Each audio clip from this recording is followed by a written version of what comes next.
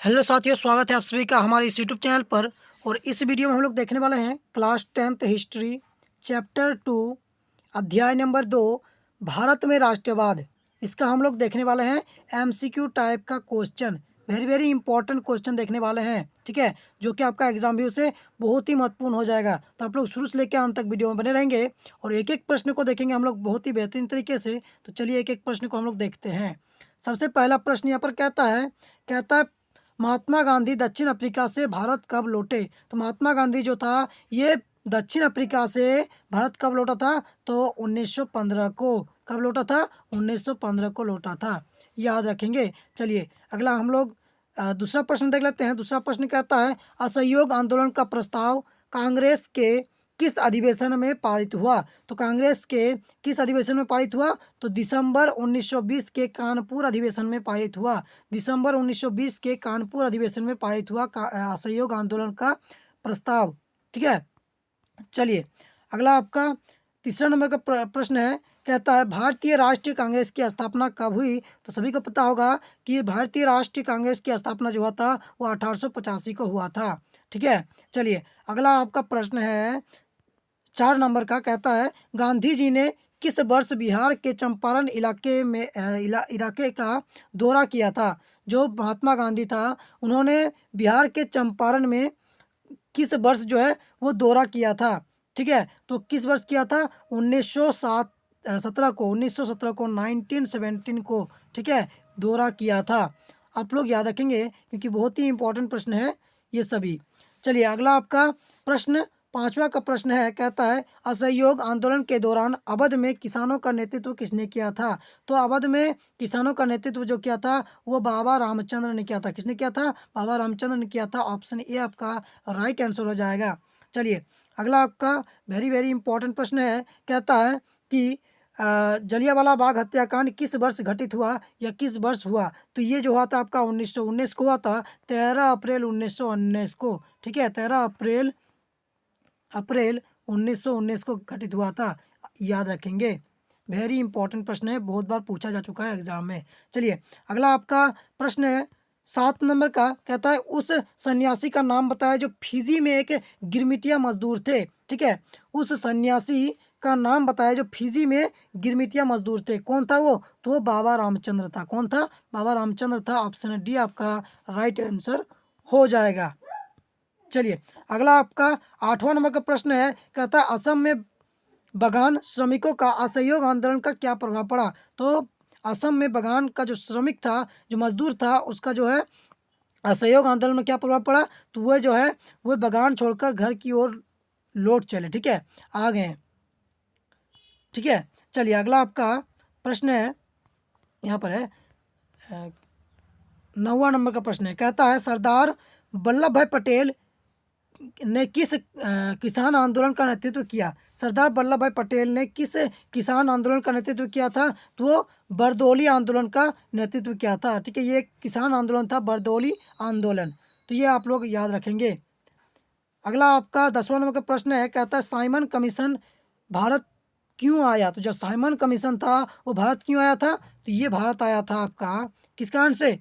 भारत आया था ये भारत में संवैधानिक व्यवस्था की कार्यशैली का अध्ययन करने और इसके बारे में सुझाव देने, ठीक है। चलिए अगला आपका प्रश्न 11वां नंबर का प्रश्न है, कहता है निम्न में से कौन भारत के स्वतंत्रता संग्राम के दौरान गठित स्वराज पार्टी से जुड़े थे। तो कौन था वो? तो मोतीलाल नेहरू और सी आर दास था। कौन था? मोतीलाल नेहरू और सी आर दास था। ऑप्शन बी आपका राइट आंसर हो जाएगा। चलिए इसी प्रकार अगला हम लोग 12 नंबर का प्रश्न देख लेते हैं। 12 नंबर का प्रश्न जो कि बहुत ही इंपॉर्टेंट प्रश्न है आपका, कहता है लखनऊ समझौता किस वर्ष हुआ। तो लखनऊ समझौता जो हुआ था ये आपका किस वर्ष घटित हुआ था? तो ये आपका हुआ था 1916 को, 1916 को हुआ था, ठीक है, याद रखेंगे। चलिए अगला आपका 13 नंबर का प्रश्न कहता है भारत में खिलाफत आंदोलन कब और किस देश के शासक के समर्थक में शुरू हुआ। किस देश के समर्थक से शुरू हुआ? तो वो आपका जो है 1919 में हुआ और तुर्की के जो है शासक के समर्थक में शुरू हुआ, ठीक है। क्या? खिलाफत आंदोलन, ठीक है। ये कब शुरू हुआ? 1919 को, और किस देश के शासक के समर्थक से, तो तुर्की के समर्थक से। ठीक है, चलिए अगला आपका यहाँ पर प्रश्न 14 नंबर का प्रश्न कहता है, निम्नलिखित में से किसे बादशाह खान या सीमांत गांधी के नाम से जाना जाता है। वेरी वेरी इंपॉर्टेंट प्रश्न है, ये आप लोग याद रखेंगे। ठीक है, बहुत ही इंपॉर्टेंट प्रश्न है, आप लोग या इसको याद करेंगे, एकदम पूरा याद कर लेंगे, रट लेंगे इसको। ठीक है, तो ये कौन था, ये अबुल गफार खान था। ठीक है, याद रखेंगे, ऑप्शन सी आपका राइट हो जाएगा, खान अबुल गफार खान था। ठीक है, चलिए अगला आपका 15 नंबर का प्रश्न है, कहता है गांधी जी को महात्मा की उपाधि किसने दी। गांधी जो थे, इसको महात्मा का उपाधि जो है ये किसने दिया था, तो ये गोपाल श्री कृष्ण गोखले ने दिया था, गोपाल कृष्ण गोखले ने दिया था। ठीक है, ऑप्शन ए आपका राइट हो जाएगा, ऑप्शन ए आपका राइट हो जाएगा। ठीक है, चलिए अगला आपका प्रश्न है जो कि भी बहुत इंपॉर्टेंट प्रश्न है, इसको भी आप लोग रट लेंगे। चोरी चोरा के हिंसात्मक घटना के बाद गांधी जी ने किस आंदोलन का वापस ले लिया, किस आंदोलन को वापस ले लिया, तो किस आंदोलन को, असहयोग आंदोलन को। ठीक है, इस आंदोलन को जो है गांधी जी ने वापस ले लिया। इस आंदोलन के द्वारा क्या होता था कि सभी चीज़ को असहयोग किया जाता था, यानी कि अंग्रेजी वस्तुओं को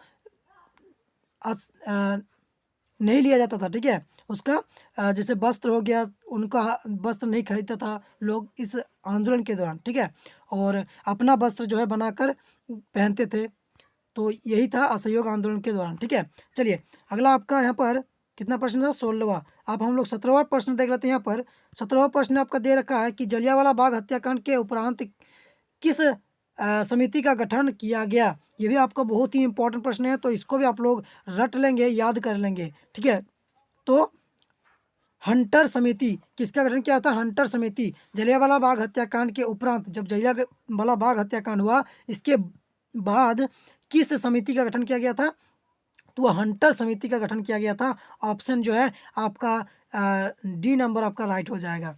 चलिए अगला आपका प्रश्न है, गांधी जी ने सविनय अवज्ञा आंदोलन का प्रारंभ किस कार्य से किया। सविनय अवज्ञा आंदोलन का जो है प्रारंभ किस कार्य से किया, तो ये दांडी यात्रा, ठीक है, नमक से किया गया था। ठीक है, गांधी जी ने सविनय अवज्ञा आंदोलन का आरंभ किस कार्य से किया, तो दांडी यात्रा से किया, जहाँ पर उन्होंने क्या किया, नमक बनाया, खुद से नमक बनाया।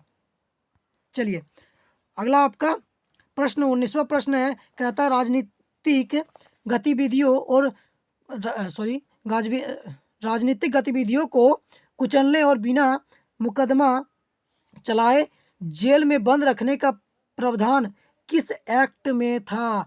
ये था रॉलेट एक्ट। ठीक है, ये भी बहुत ही इंपॉर्टेंट प्रश्न है, तो आप लोग इसको भी याद कर लेंगे कि रॉलेट एक्ट के द्वारा क्या एक शक के आधार पर किसी को जेल में बंद कर दिया जाता था, राजनीतिक गतिविधियों को कुचलने और बिना मुकदमा चलाए जेल में बंद कर देता था, किसमें, रॉलेट एक्ट के द्वारा। ये अंग्रेजों द्वारा एक काला कानून बनाया था, जिसमें शक के आधार पर वो क्या करता था, 2 साल के लिए, 2 वर्ष के लिए जो है किसी को भी जेल पर बंद कर दिया जाता था। ठीक है, चलिए अगला आपका प्रश्न है, गांधी इरविन समझौता कब हुआ। गांधी इरविन समझौता कब हुआ, तो ये आपका होता 5 मार्च 1931 ईस्वी को, 5 मार्च 1931 ईस्वी को। ऑप्शन बी आपका राइट आंसर हो जाएगा।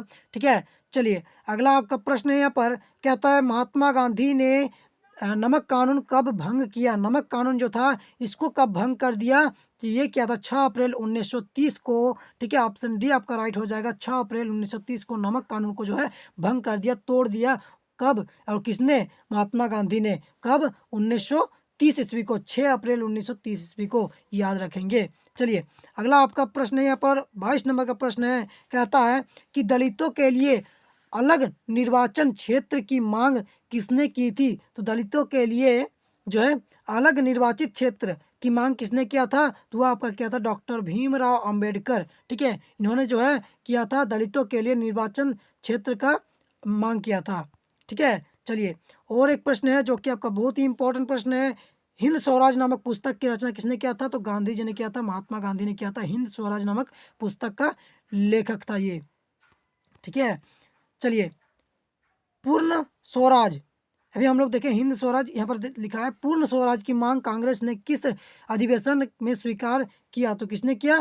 तो सॉरी, किस अधिवेशन में किया? तो वह लाहौर के अधिवेशन में किया। किस अधिवेशन में? लाहौर के अधिवेशन में। ऑप्शन ए आपका राइट हो जाएगा, लाहौर अधिवेशन में जो है पूर्ण स्वराज की मांग कांग्रेस ने किया।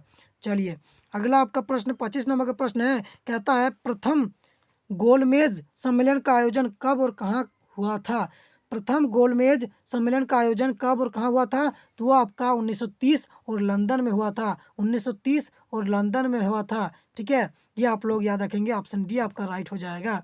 चलिए अगला आपका 26वां नंबर का प्रश्न कहता है कि आंध्र प्रदेश की गुडेम पहाड़ियों में आदिवासी किसानों के विद्रोह का नेतृत्व किसने किया? तो वो क्या था? अल्लूरी सीताराम राजू ने किया था। ठीक है, याद रखेंगे, ऑप्शन बी आपका यहाँ पर राइट हो जाएगा।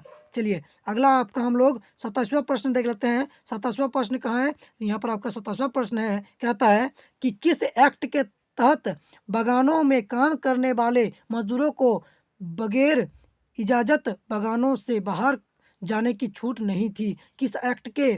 ठीक है, तो किस एक्ट के कारण? वो था इंग्लैंड इमिग्रेशन एक्ट। ठीक है, England immigration act, option C आपका राइट हो जाएगा। इसके कारण से जो है बागानों से बाहर निकलने की इजाज़त नहीं था। चलिए अगला आपका 28वां प्रश्न है, कहता है कि भारत के किस डोमिनियन स्टेट का गोलमोल सा ऐलान किस वायसराय ने किया? तो ये किसने किया था? तो लॉर्ड इरविन ने किया था। लॉर्ड इरविन ने किया था। ऑप्शन बी आपका राइट हो जाएगा, लॉर्ड इरविन ने किया था।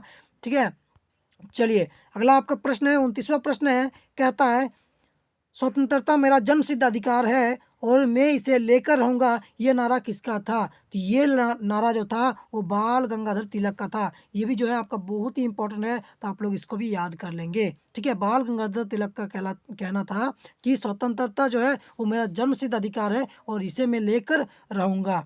ठीक है, चलिए अगला आपका 30वां प्रश्न है, कहता है भारत छोड़ो आंदोलन कब हुआ था? तो भारत छोड़ो आंदोलन जो था ये आपका हुआ था 1942 को, 1942 को आपका हुआ था क्या? भारत छोड़ो आंदोलन। ठीक है, चलिए अगला आपका प्रश्न है जो कि आपका लास्ट और 31वां प्रश्न है, कहता है करो या मरो का नारा किसने दिया था? तो महात्मा गांधी ने दिया था करो या मरो का नारा। ऑप्शन बी आपका राइट हो जाएगा। आई होप कि आप सभी को सभी जो क्वेश्चन जो है समझ में आ गया होगा और सभी को आप लोगों को याद भी हो गया होगा। तो आप लोग इसी प्रकार के जो वीडियो हैं पाना चाहते हैं सभी चैप्टर का, तो आप लोग वीडियो जो है चैनल को सब्सक्राइब कर लीजिए और नोटिफिकेशन को ऑल कर लीजिए, ताकि सभी वीडियो जो है आपको मिलने में देर ना लगे। कोई भी वीडियो अपलोड हो तो आप तक पहुंच जाए। ठीक है, मिलते हैं अगले वीडियो में, तब तक के लिए बाय।